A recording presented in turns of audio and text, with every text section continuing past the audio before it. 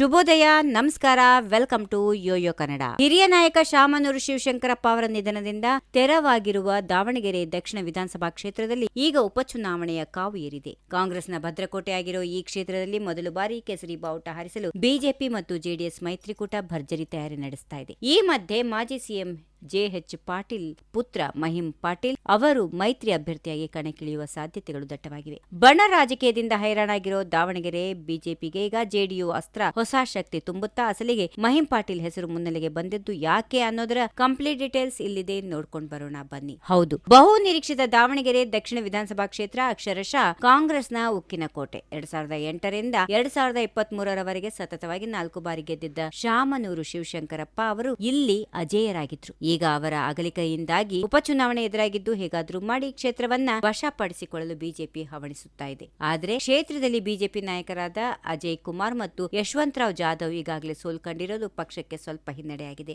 ಈ ಬಾರಿ ಕ್ಷೇತ್ರದಲ್ಲಿ ಹೊಸ ಮುಖವನ್ನ ಪರಿಚಯಿಸಲು ಮುಂದಾಗಿರೋ ಎನ್ಡಿಎ ಮೈತ್ರಿಕೂಟ ಮಾಜಿ ಸಿಎಂ ಜೆಎಚ್ ಪಾಟೀಲ್ ಅವರ ಪುತ್ರ ಮಹಿಂ ಪಾಟೀಲ್ ಅವರನ್ನ ಕಣಕ್ಕಿಳಿಸಲು ಪ್ಲಾನ್ ಮಾಡಿಕೊಂಡಿದೆ. ಮಹಿಂ ಪಾಟೀಲ್ ಪ್ರಸ್ತುತ ಜೆಡಿಯು ರಾಜ್ಯಾಧ್ಯಕ್ಷರಾಗಿದ್ದು, ಬಿಹಾರ್ ಸಿಎಂ ನಿತೀಶ್ ಕುಮಾರ್ ಕೂಡ ಇವರು ಸ್ಪರ್ಧೆಗೆ ಒಪ್ಪಿಕೊಂಡಿದ್ದಾರೆ ಎನ್ನಲಾಗ್ತಾ ಇದೆ. ಸೌಮ್ಯ ಸ್ವಭಾವದ ಮತ್ತು ಅನುಭವಿ ರಾಜಕಾರಣಿಯಾಗಿರುವ ಮಹಿಂ ಪಾಟೀಲ್ ಬಂದ್ರೆ ಕಾಂಗ್ರೆಸ್ಗೆ ಪ್ರಬಲ ಪೈಪೋಟಿ ನೀಡಬಹುದು ಅನ್ನೋದು ಮೈತ್ರಿ ನಾಯಕರ ಲೆಕ್ಕಾಚಾರ. ದಾವಣಗೆರೆಯಲ್ಲಿ ಬಿಜೆಪಿ ಸದ್ಯ ಮಾಜಿ ಸಂಸದ ಜಿಎಂ ಸಿದ್ದೇಶ್ವರ ಮತ್ತು ಮಾಜಿ ಸಚಿವ ರೇಣುಕಾಚಾರ್ಯ ಅವರ ನಡುವೆ ತೀವ್ರ ಬಣ ರಾಜಕೀಯ ನಡೀತಾ ಇದೆ. ಒಬ್ಬರನ್ನ ಬಿಟ್ಟು ಮತ್ತೊಬ್ಬರಿಗೆ ಟಿಕೆಟ್ ನೀಡಿದ್ರೆ ಒಳಗೊಳಗೆ ಹೊಡೆತ ಬೀಳೋ ಆತಂಕ ಹೈಕಮಾಂಡ್ಗೆ ಇದೆ. ಈ ಬಣ ಬಡಿದಾಟಕ್ಕೆ ಫುಲ್ ಸ್ಟಾಪ್ ಇಡಲು ಜೆಡಿಯು ಅಭ್ಯರ್ಥಿಯನ್ನ ಕಣಕ್ಕಿಳಿಸೋದು ಉತ್ತಮ ಅನ್ನೋದು ವರಿಷ್ಠರ ಯೋಚನೆ. ಮಹಿಂ ಪಾಟೀಲ್ ಕಣಕ್ಕಿಳಿದ್ರೆ ಉಭಯ ಬಣಗಳನ್ನ ಒಗ್ಗಟ್ಟಾಗಿ ಕೆಲಸ ಮಾಡಿಸಬಹುದು ಅನ್ನೋದು ಬಿಜೆಪಿಯ ಪ್ಲಾನ್. ಇತ್ತ ಕಾಂಗ್ರೆಸ್ ಕೂಡ ತನ್ನ ಭದ್ರಕೋಟೆಯನ್ನ ಉಳಿಸಿಕೊಳ್ಳಲು ಸಜ್ಜಾಗಿದೆ. ಶಾಮನೂರು ಕುಟುಂಬದ ಸದಸ್ಯರಿಗೆ ಟಿಕೆಟ್ ನೀಡಬೇಕಾ ಅಥವಾ ಅಲ್ಪಸಂಖ್ಯಾತ ಸಮುದಾಯಕ್ಕೆ ಅವಕಾಶ ಕೊಡಬೇಕಾ ಅನ್ನೋ ಚರ್ಚೆ ಕೈಪಾಳೆಯದಲ್ಲಿ ಜೋರಾಗಿದೆ. ಒಟ್ಟಿನಲ್ಲಿ